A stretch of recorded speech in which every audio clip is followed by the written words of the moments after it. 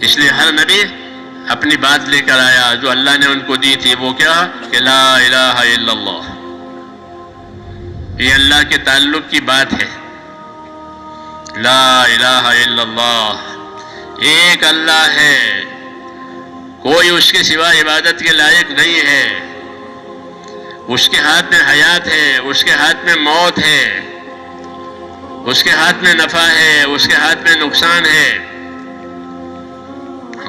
اس کے ہاتھ میں حالات کا بنانا ہے، اس کے ہاتھ میں حالات کا بگاڑنا ہے۔ حالات کون بنائے گا؟ اللہ بنائیں گے۔ کیوں؟ بچپنا کس نے بنایا؟ جوانی کس نے دی؟ بوڑھاپا کس نے دیا؟ یہ تین حالتیں ہر آدمی پر آتی ہے۔ بچپنا آیا، جوانی آئی، بوڑھاپا آیا۔ تو یہ آدمی کی طاقت سے آیا کہ نہیں؟ کس کی طاقت سے آیا؟ تم کو بچہ بنا کر ماں کے پیٹ سے نکالا، ثم یخرجکم طفلا ثم لتبلغوا اشدکم، بچہ بن کر اب بچے رہے، پھر تم جوانی کو پہنچ جاتے ہو، یہ دوسری حالت۔ ثم لتکونوا شیوخا، پھر تم بوڑھے ہو جاتے ہو۔ یہ سمجھانا ہے اپنی قدرت۔ یہ بچہ بن کر نکالا، کمزور تھا، پھر جوان ہو گیا، تن و من، پھر گراوٹ آئی، ادھیڑ ہو گیا، پھر بوڑھا ہو گیا۔ ثم لتکونوا شیوخا، پھر بوڑھے ہو جاؤ گے۔ تو کیا سمجھایا؟ قدرت سمجھائی کہ ہم حالات پیدا کرنے والے ہیں۔ اچھے حالات اللہ پیدا کرے گا، ناگوار حالات اللہ پیدا کرے گا، کوئی دوسرا حالات بنانے والا نہیں ہے۔ مال سے حالات نہیں بنیں گے، حکومتوں سے حالات نہیں بنیں گے، زمینوں سے حالات نہیں بنیں گے۔ حالات کون بنائے گا؟ کہ اللہ بنائے گا۔ یہ اللہ کی دعوت ہے کہ ایک اللہ ہے، زمین اور آسمان اور چاند اور سورج اور ساری چیز اس کے قبضے میں ہے۔ تمہاری حیات، تمہاری موت اس کے قبضے میں ہے۔ حالات اللہ پیدا کریں گے۔ ہر آدمی چاہتا ہے کہ ہمارے حالات اچھے ہوں۔ کیوں بھائی، کیا چاہتے ہو؟ کہ ہمارے حالات اچھے ہوں۔ تو حالات اچھا کرنے کے لیے کیا طریقہ ہے؟ کہ مالدار بنو، مالدار بنو، کہ مسلمانوں کے پاس مال آوے تو ان کے حالات اچھے ہو جائیں گے، کہ بالکل نہیں۔ دنیا کے کسی سبب کے اندر حال کے بنانے کی طاقت خدا نے نہیں رکھی ہے۔ اللہ چاہے گا تو حال بنے گا، اللہ نہیں چاہے گا تو نہیں بنے گا۔ لا الہ الا اللہ، ایک اللہ ہے، اسی کا ہے سب کچھ، اسی کا راج ہے۔ لہو ملک السماوات والارض، زمینوں میں اور آسمانوں میں کہ اللہ کا راج ہے۔ صبح اس کے حکم سے ہوتی ہے، شام اس کے حکم سے ہوتی ہے، چھوٹی راتیں اس کے حکم سے، بڑی راتیں اس کے حکم سے، چھوٹے دن اس کے حکم سے، بڑے دن اس کے حکم سے۔ یہ قدرت ہے۔ یہ قدرت کیوں سمجھائی ہے؟ کہ اللہ کو پہچاننے کے لیے، کہ اللہ کے سوا تمہارا کوئی مددگار نہیں ہے۔ ہر سبب قدرت کا محتاج ہے۔ کہ دوا تندرستی دینے میں اللہ کی محتاج۔ اللہ چاہے گا تو دوا تندرستی دے گی، اللہ نہیں چاہے گا تو بھی نہیں دے گی۔ دوا اللہ نے پیدا کی ہے، حدیثوں میں ہے کہ اللہ نے بیماریاں بھی پیدا کی ہے، دوائیں بھی پیدا کی ہے۔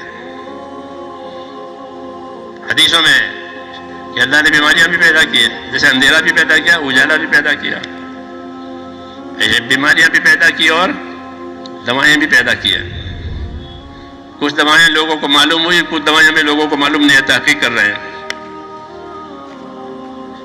ہاں، اللہ پیدا کر چکے ہیں، لیکن مسئلہ دوا کے ہاتھ میں نہیں ہے، مسئلہ کس کے ہاتھ میں؟ کہ اللہ کے ہاتھ میں۔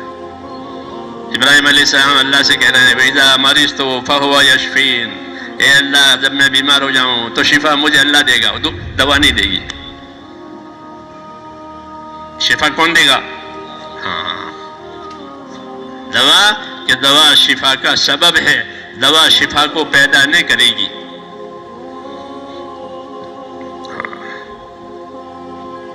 کتابوں میں لکھا ہے کہ جب اللہ کو بیماری اچھا کرنے کا ارادہ ہوتا ہے تو دوا کو بیماری کی جگہ پر جانے دیتے ہیں،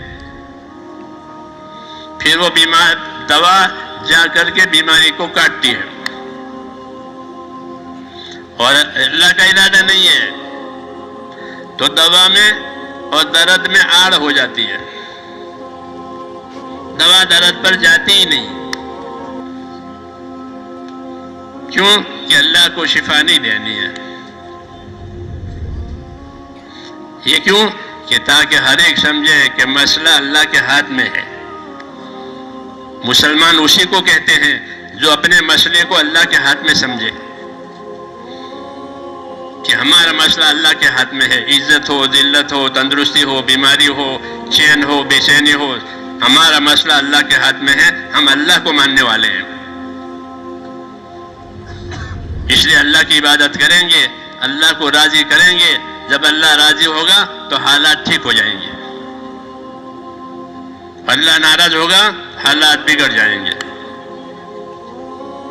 یہ پکی بات ہے۔ ہم غافل ہیں، اندھے کی طرح ادھر ادھر ٹٹولتے ہیں، مال سے ہو جائے گا، دنیا سے ہو جائے گا، چیزوں سے ہو جائے گا، ایسا نہیں ہے، یہ سب ایسا جب اندھا کوئی چیز ٹٹولے۔ اصل راستہ کیا ہے؟ اصل راستہ یہ ہے جو حضور صلی اللہ علیہ وسلم نے بتایا کہ من اصلح ما بینہ وبین اللہ اصلح اللہ ما بینہ وبین خلقہ۔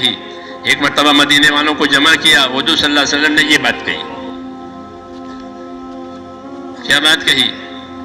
کہ من اصلح ما بینہ وبین اللہ اصلح اللہ ما بینہ وبین خلقہ۔ یاد رکھو، جو لوگ اپنا اور خدا کا معاملہ ٹھیک کر لیں گے، اللہ ان کا اور مخلوق والا معاملہ ٹھیک کر دیں گے۔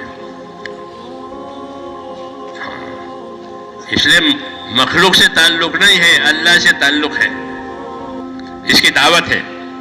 ہم اللہ کو بھول کر جا رہے ہیں، اس لیے حالات بگڑتے چلے جاتے ہیں۔ اللہ چونکہ اپنے بندوں پر بہت مہربان ہے، اس لیے اللہ ہم کو دعوت دیتے ہیں، اللہ اپنی طرف بلا رہے ہیں۔ واللہ یدعو الی دار السلام، اللہ دعوت دے رہا ہے سلامتی کی طرف۔ یدعوکم لیغفر لکم، اللہ تمہیں دعوت دے رہا ہے تاکہ تمہاری مغفرت کرے، تمہارے گناہوں کو معاف کرے۔ دعوت، یہ دعوت چلیے، دین کی دعوت۔ اللہ اپنی طرف بلا رہے ہیں کہ میری طرف آؤ، ہاں میرے پاس سب کچھ ہے، کسی کے پاس کچھ نہیں ہے،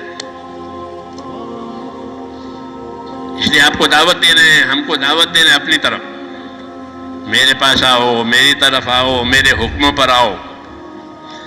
میں نے تمہاری زندگی حکموں کو پورا کرنے کے لیے اور عبادت کے لیے دی ہے، اس پر آؤ۔ ہم اپنے دانائی سے عبادت کو چھوڑ کر دوسری چیزوں میں لگے ہیں، اس لیے حالات روز روز بگڑتے چلے جا رہے ہیں، اور اس کا کوئی علاج نہیں ہے۔ اللہ دعوت دے کر کے ہم کو اپنی رحمت میں بلانا چاہتے ہیں، سلامتی کی جگہ میں بلانا چاہتے ہیں، مغفرت اور بخشش کی طرف بلا رہے ہیں۔ یہ کہا، اس لیے دعوت دین کی نبی کو بھیج کر کے دین کی دعوت اللہ نے چلائی ہے کہ لوگوں کو اللہ کی طرف بلاؤ تاکہ وہ اللہ کی رحمتوں سے مالا مال ہو جائے،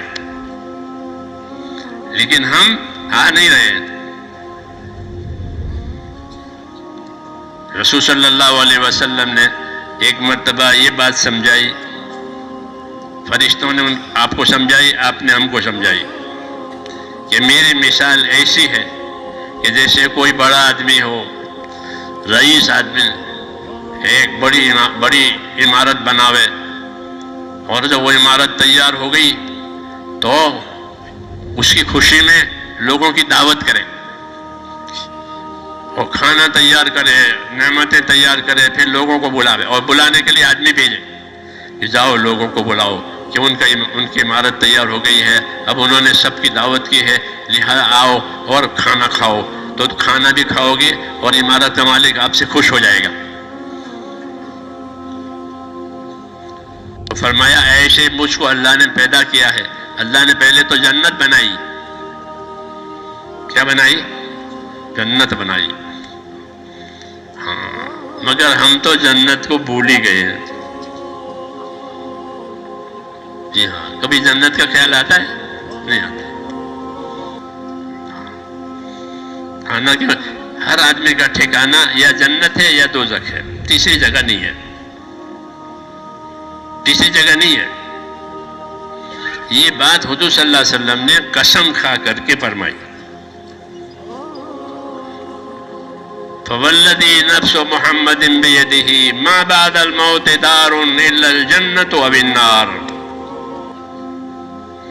فرمایا میں خدا کی قسم کھا کے کہتا ہوں جس کے قبضے میں میری جان ہے کہ آدمی کے لیے اس کے مرنے کے بعد کوئی ٹھکانہ نہیں، یا جنت میں جائے گا یا دوزخ میں جائے گا. تیسری جگہ نہیں ہے. اس لیے جنت دوزخ بھولنے کی چیز نہیں ہے، وہ تو آدمی کا ٹھکانہ ہے. اللہ تعالی ہم سب کو بچاوے دوزخ سے.